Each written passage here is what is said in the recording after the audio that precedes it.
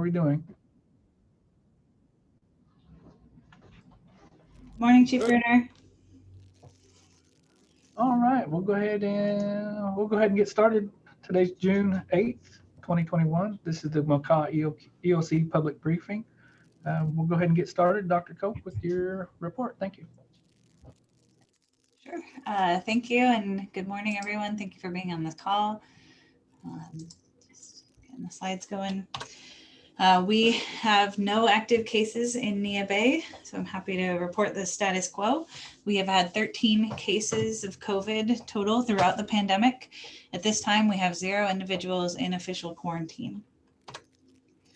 Clallam County remains high risk with their percent positive at 2.1%. They have 38 active cases, which is a number that has been decreasing over the past couple of weeks. They've had 1,367 total cases of COVID. They do have 2 current hospitalizations and no new fatalities since this last report. Their current caseload does include an outbreak of 7 cases that came from an assisted living facility.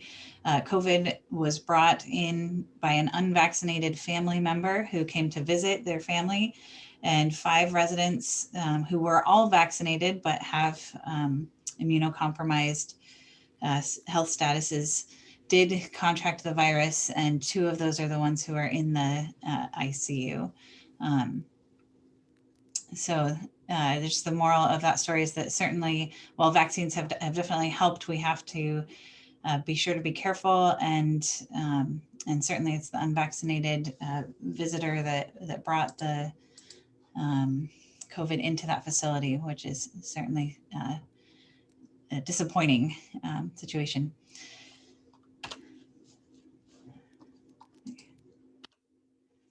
This is just a visualization of what has been happening in Clallam County. As you can see on the far right, it has steadily decreased, and which is looking good. However, we do expect that with rates of unvaccinated being at least above 40% of eligible adults in Clallam County, that there will be outbreaks this summer amongst unvaccinated individuals.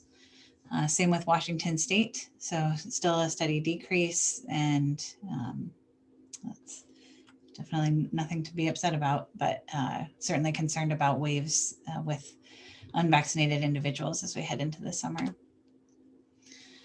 This is just an update on our variants of concern. The rates of new variants of concern that have been confirmed is slowing down, which is also good news, but also that rate is dependent on how many tests are sent off for further testing. So not every positive COVID test is run through the genomic sequencing necessary to confirm if it's a variant of concern, but still with the percentage that it is being tested, it looks like the rates of new variants cases is decreasing. Same with variants of interest. So COVID vaccines at STIC, we have all 3 vaccines available. We're continuing our Moderna clinics here at the clinic on Fridays. Moderna is authorized for ages 18 and up.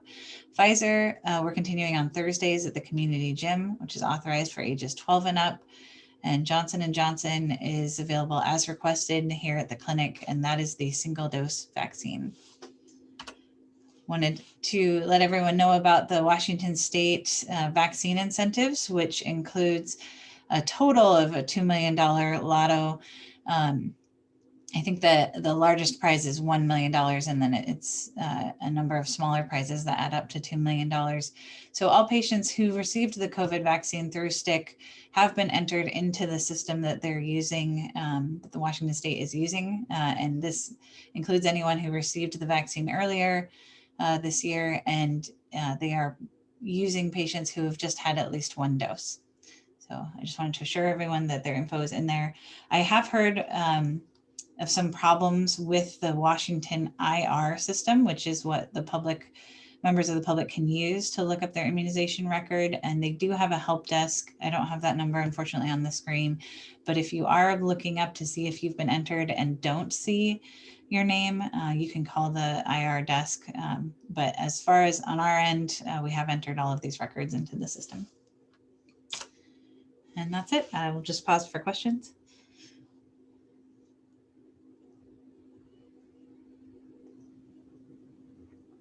All right. Well, thank you for the update, Dr. Cope. I read a few articles on that IR system, and we're having a lot of problems with it, but hopefully they get it flushed out pretty quick.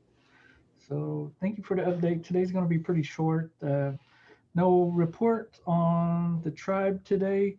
And the only thing I had for the EOC was that we're not having our monthly mask and hand sanitizer distribution. We're going to skip this month, and hopefully the first of next month before the 4th, set that up so we can get a bigger participation throughout the community. Want to remind everybody to check the stick.org website, keep up to date. If there's any business visitors, all of the information's on there. Practice social distancing, wash your hands, and if you're sick, stay home. So I do not see any questions posed at this time. Hey, Jasper. Yes, Boss. sir. Go ahead. Hey, July 4th, me and Erica talking about putting up a EOC hand sanitizer mass distribution during 4th of July if we're going to celebrate 4th of July. So Okay. that's the plan. Sounds great. We'll go ahead and get that formalized. Talk more about it during the EOC meeting this week. Not seeing anything else in the chat. You guys have a wonderful day. Enjoy the beautiful weather we're having today. Stay safe. I wanted to thank the Makah EOC, the Stick EOC and staff. And also thank you to the Makah Tribal Council. And keep it up, Makah. We're doing great. So thank you guys and have a good day.